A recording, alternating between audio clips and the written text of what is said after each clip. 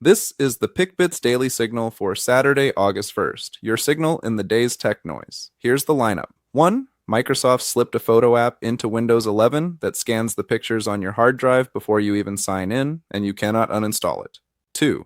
You and your neighbor can be charged two different prices for the same thing online, and California is fighting over whether your data gets to set the number. 3. A Russian state crew is writing a patched Exchange webmail flaw into government inboxes with an implant that survives wiping the whole machine.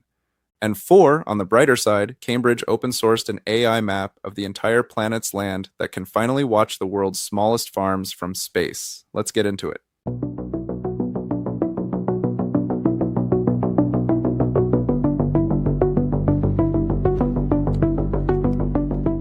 This is the PickBits Daily Signal. Story 1. Start with a question. Nobody asked you. Sometime in late July, an app called OneDrive Photos began showing up on Windows 11, and it does something your PC has never done on its own. It reads the photo library on your hard drive, indexes every image with AI, and can surface them even when you are not signed into a Microsoft account.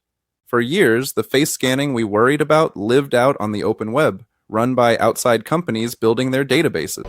A particular individual. There are companies that have amassed gigantic databases of people's face by scanning images on the web. Microsoft just moved that scanner onto the machine on your desk, and whatever you make of the feature itself, look at how it arrived. There was no consent screen, there is no uninstall button. Removing OneDrive Photos means tearing OneDrive out of Windows entirely. The face grouping piece is opt-in, and Microsoft frames that as the responsible choice, but read why. Its own language admits facial data may count as biometric information in places like Illinois, under a law called BIPA, so the opt-in is really Microsoft protecting itself, because that is the one feature that could get it sued, everything else just runs. The default is now indexed, and nobody voted on it. So the move this week is small and concrete. Open Settings, then Apps, and check whether OneDrive Photos is on your machine, and leave the people feature off unless you truly want it. And if you live in Illinois or any state with a biometric privacy law, that BIPA line in Microsoft's own fine print is exactly the lever you have standing to pull. Follow this one. Story 2. Try this tonight. Open a product on your phone, then open the same product on a laptop you have never shopped from, and watch the price move. That price gap has a name. Surveillance pricing. Surveillance pricing is when you are charged based on your personal data. Consumer watchdog President Jamie Court says companies will use data like where you live, how often you shop online, and how much you spend while doing so. The Electronic Frontier Foundation spent this week backing a California bill that would ban it outright, charging two people different prices for the same item based on data harvested about them. The part that should stop you is who ends up paying more. These systems do not reward the careful shopper. They target the vulnerable one. The FTC's example, a shopper profiled as a new parent may get shown the pricier baby thermometer first, keyed to their zip code and the hour they are buying. Your profile becomes your price tag, and then the public part stalled. San Francisco's Board of Supervisors introduced a resolution backing the bill, then pulled the vote after the local Chamber of Commerce pushed back. This is not new ground for us. We watched Maryland become the first state to ban AI-driven dynamic pricing in May, and more than 40 of these bills followed across 24 states. So the lever is real, and it is local. If you are in California, track that surveillance pricing ban before it gets watered down. If you are in San Francisco, that stalled resolution is a vote your supervisor still owes you. And until then, comparison shop from a clean, logged-out session. Follow this one. Follow. Story 3. If you run an on-premise Exchange server, the question in front of you this week is whether you can still trust it. And the honest answer is not yet. On July 30th, researchers went public with a Russian state crew, tracked as Laundry Bear, that has been writing a webmail flaw in Microsoft Exchange on the Outlook web access side of it into government and corporate inboxes since late July. This is the pattern we keep seeing out of Moscow.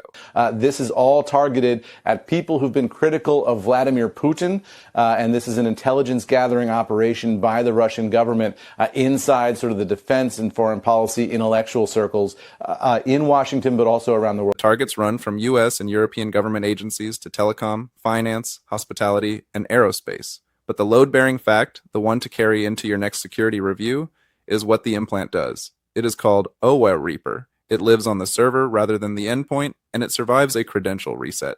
It survives a full wipe of the machine. Patching does not evict it. Microsoft flagged this bug in May and shipped the fix, And applying it is still step one. But any server that was internet exposed before you patched has to be treated as compromised, not clean.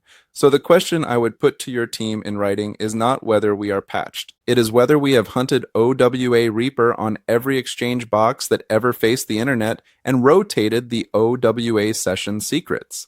Patched but unhunted is the trap.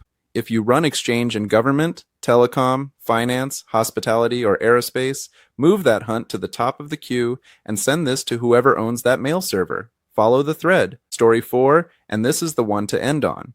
Picture the smallest farm you can, a family working a field smaller than a soccer pitch, and then a satellite that can finally see it. This week, researchers at the University of Cambridge made that a lot more real. And they gave the whole thing away for free. What if we could know how much rice or wheat a farmer will harvest weeks before the crop is ready?